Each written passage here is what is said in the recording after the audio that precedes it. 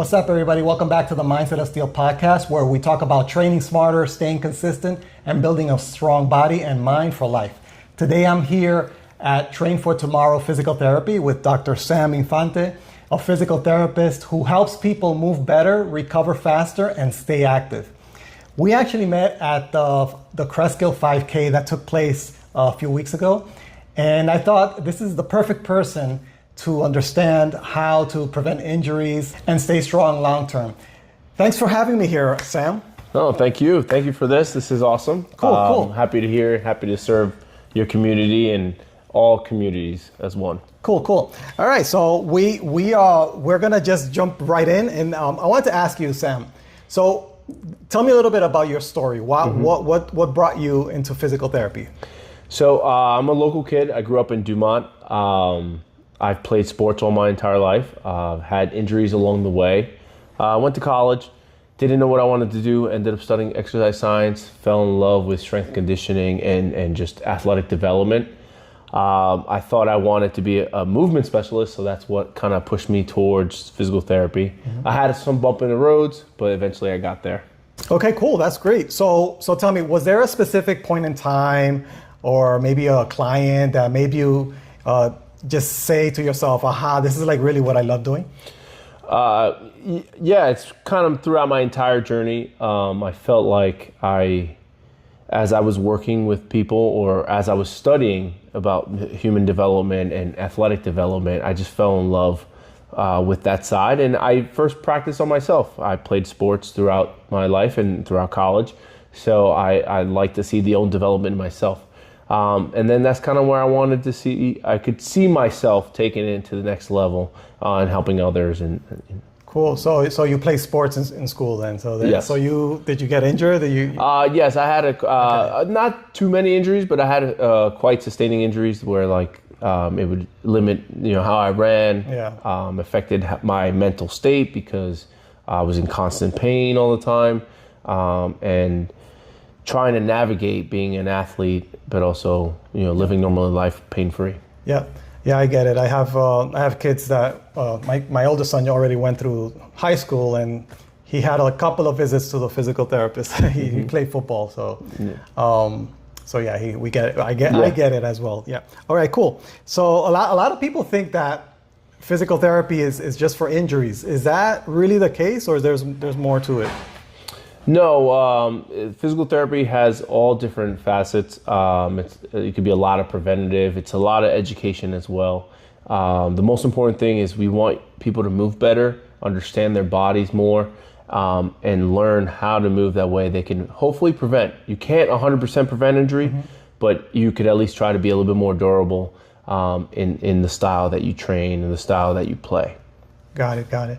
Okay, so it's not just injuries. No, it's preventative, overall wellness, education. Can you tell me a little bit about common injuries that you see from people either training or just doing things improperly, just in general? Yeah, so as you age, it could be a variety of injuries, or if you play sports, you can have a variety of injuries. But what I've seen a lot is people who have a lot of anterior shoulder pain. Sometimes it could be biceps tendonitis, or sometimes it could be some issues with the rotator cuff. I find it sometimes people train one-dimensionally instead of focusing in 3D patterns. That way they can provide that stability, but also that strength throughout that shoulder, rather than just building imbalances for only training one side. Got it. Imbalances. I see that a lot as a trainer. That muscle imbalances are just everywhere, and I actually have a lot of clients that are coming off of physical therapy, and then they come and then they just do some training with me, and a lot of them come with. Most of them are from injuries, recovering from injuries, either a knee injury or shoulder. If somebody is lifting a weight, let's say they're in the gym and they feel a discomfort, how far do you think they should take it? Should they push through, or should they when should they reassess? So in physical therapy, we always like to use a scale from 0 to 10, 10 being the worst discomfort, 0 being no discomfort. It's really depending on your tolerance and what you can tolerate. Obviously, we do not want to be on the higher end of that scale. That's going to tell you to kind of shut it down. But if you feel something, it's a 1 or 2. Keep going, see how you feel, see if it improves throughout the reps, or if maybe you have to change positioning of the arms, the hand, to see if that discomfort goes away.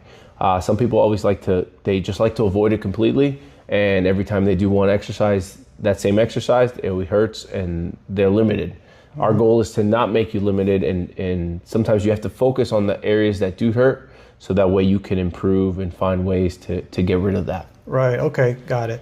Because I also noticed that sometimes people are just too focused on getting the reps done, and they kind of lose their mind on, they lose focus on the body, on the whole body doing a movement. Yes. I see that a lot, and they have improper form, mm-hmm. And they're just counting 1, 2, 3, 4, but they don't see everything that is happening. And then sometimes they just kind of want to get the workout. Who knows what's going on through their head, mm-hmm. what things they have going on. But yeah, as you said, form is always a key. Have them stay in tune with those little things, right? In tune, yeah. Foundations. Mm-hmm. Yeah. So on that note, what movement patterns do you think that everybody should be familiar with and even master before they start lifting? So yes, I think that everyone should be able to squat. Everyone should be able to lunge in different directions. Everyone should be able to lift overhead in different directions, not necessarily just north and south, more east and west as well, in different planes of motion. Mm-hmm. That way they can tolerate what life can kind of throw at them. Right, more functional, yeah. Exactly, mm-hmm. more functional, because sometimes you can have someone who's more sedentary, but then they want to be a recreational athlete, or you have someone, say, who's a first responder that mm-hmm. needs to be able to respond, grab, reach, do the things that normal people don't do on a daily basis. Right. Yeah, that's another kind of common, I would say, mistake that I see when people come and train, that they want to go straight to the weights and machines, but they, without any weights, their own body weight, they can't do a movement properly. No. So imagine putting a load on a bad movement. Mm-hmm. It just is a bad. Yeah, you're just facilitating bad movement patterns. Yeah. Everyone has a lot of people are different learners. You have to teach people to be better movers. Right. Once they can be a better mover, then you could really think about loading them up. Sometimes it may take slowing your exercises down, but doesn't mean that your exercises are not as effective. You could find ways to make your exercise more anaerobic, aerobic, working on all those muscles in regards in those regards. That way it can still be a good workout not feel like a waste of time. Yeah, that and I'm glad you brought that up, because when I train people and at the beginning, usually the first week, 2 weeks, maybe 3 weeks, I try to ease them into the movement and make sure they have the right movement. And so a lot of times people feel like they're wasting time and it's like too basic, mm-hmm. but they have all these imbalances. Their movement pattern is not good. So it's actually a necessary thing to understand that at the beginning, you're gonna want to base the foundations. Exactly. It's a long-term thing. Yeah. And it's a little bit messes up with the mind of some people when they say, "Oh, but this I'm not mm-hmm. doing anything," or "When are we gonna do lifting for real?" Exactly, and it's like how we always tell all our clients, you got to train legs. It's the foundation. Mm-hmm. Movement is the foundation, right? Mm-hmm. When you think about lifting weights, it's a specific movement that you have to master with cueing, form. So why not be better movers throughout your normal day? Yeah. So do you see physical therapy and personal training that I see, is there some overlap, or that's something totally separate? How do you see that like collaborate? Is there like an in-between? Yeah, so I definitely see the overlap. I feel like there was all one profession at one point and then eventually split off, right? Mm-hmm. Obviously to higher level versus lower level, or different areas on that continuum. Me personally, I believe it's the same, right? At the end of the day, whether if I'm the physical therapist, you're a personal trainer, and I have someone who's post-op, or you have someone who's trying to get to athletic development, we all need strength, speed, power, control.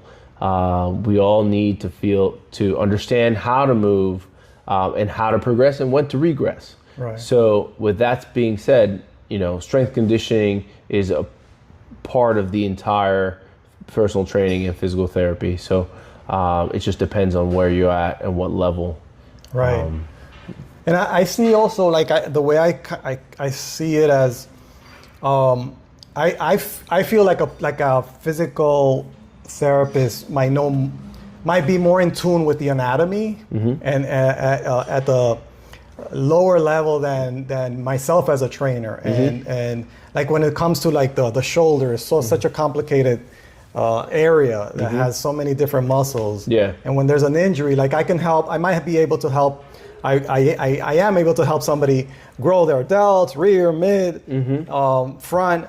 But when it comes to an injury, there's like when you get more into like the actual anatomy, the supraspinatus and this and that, that goes a little bit beyond me. And I will say to somebody who's training with me, hey, if you're in pain like this or your knee hurts this way, it might be a good idea to, I refer them out to a physical therapist because that's more, they could probably help you more on that. And, for whatever duration that it takes. And that's great that you do that because sometimes you don't get people who refer out. And it's kind of hard pill to swallow when they say, hey, I kind of don't know how to help you in this point. I think you should find someone to help you. But I think that takes your training, your profession, your career to another level, knowing, hey, listen, I may not be able to help you with this, but I can point you to the right direction. Right. Somebody specialized in something, And the same thing with me. Luckily for me, I've had the strength conditioning background, personal training background, so I feel comfortable and confident to help people progress and regress depending on what they need. But at some points in times, there's always a new variation. There's always new things coming out, and new trainers are learning different things. So it's always good to refer out if my schedule can't allow. Exactly, because I get it. Cool. Can you demonstrate a couple of basic movements that could help somebody for a particular pain that they might be feeling? Yeah, definitely. What would you like? Upper, lower? I say either a knee is more common, knee or shoulder. Okay. So shoulder, for the most part, a lot of people sometimes may have some discomfort in front of the shoulder. I usually try to see where they are, how the shoulder moves, but I like a simple cross arm stretch, right? The whole purpose of a cross arm stretch is to kind of loosen up the back side of the shoulder. That way, if there's anything that's affecting how the shoulder glides in its socket, that could be causing irritation into the front of the shoulder. Obviously, there's so many different pathologies that can happen. This is just a kind of generic stretch, especially if you're doing a lot of upper body and want to find a good way to stretch your back side of your shoulder. So again, it will be like what? Yeah, you cross your arms. Right. Yeah, you can play around with the angles. You can have your palm facing down. You can have your palm facing you. Right. You can go a little lower. You go a little higher. Biggest thing is try not to let your shoulder creep up. Right, just kind of keep your shoulder blade nice and down, and a little pull, and you get to the point that you feel comfortable. Okay. So what about something for your lower body? Let's say your knee. Yeah. So with your knee, it's or hips. That's another one. Hips. Yeah. Perfect. So sitting right here in this position, and all you're gonna do is you're gonna lean forward. Try to keep a neutral spine. As you lean forward, you can try to get a little bit more stretch. You're going to get the stretch more on that right-hand side. You may feel a little bit something towards the hamstring. And then as you get comfortable with this, you can kind of turn a little bit, get a little bit of rotation, just to kind of loosen that backside up. So I always love tying mindset into everything. How important do you think mindset is in terms of recovery and staying consistent? Oh, it's huge. You want to be able to kind of envision what you want to do, what your goal is, what your progress looks like. So being focused and being dedicated it is a big part, and is probably the hardest part. You hear a lot of people who say like, I just can't get myself to the gym, or someone will say, hey, the hardest thing is getting in your car and going there. Right. Motivation, dedication is very hard, but once you can kind of really take your time to focus on that, then the consistency will come. Don't worry too much about the intensity at the beginning, because if you can have the highest intense exercise and feel like, wow, this exercise is great, but then on a low motivation day, you may not want to be at that high intensity. But and especially if you have some type of a pain or something. Yeah, exactly. Especially if you have some limitations that you have to kind of work around. Sometimes those thoughts get in your head and they can kind of stop you right then and there. But start low intensity, low consistency at first, right? You don't have to work out 7 days a week. You can start whatever feels manageable to your schedule. And then once you kind of get that little bug that like, hey, I feel good doing this, I want to dedicate more time to it, then yeah. Cool. So how can somebody or people in their 30s, 40s, or 50s, how can they stay active long term and without beating up on their joints? I would say start, as I was saying before, start low intensity, low frequency at first, especially if they're not in the gym or exercising as often. Don't try to jump into, hey, well, this is what I used to play sports. This is how I used to train back then. Start off, humble yourself, know that it's okay to start slow, and then you slowly build yourself up. Okay, so now we're gonna jump into a rapid fire round. So I'm gonna just say a couple of things and you just respond to whatever comes to mind first. Okay, ready? Okay, so here's number one, foam roller or massage gun? Foam roller. Ice bath or sauna? Ooh, that's a good one. I'm gonna say ice bath. Favorite recovery tool? Foam roll. Okay. Coffee or pre-workout? Coffee. Most common bad gym habit that you've seen? Look in the mirror while you're working. Okay, that's a good one. Comparison is the root of all evil. Yes. Okay, Sam, great. This was great. So where can somebody find more, if they want to learn more about this, where can they contact you?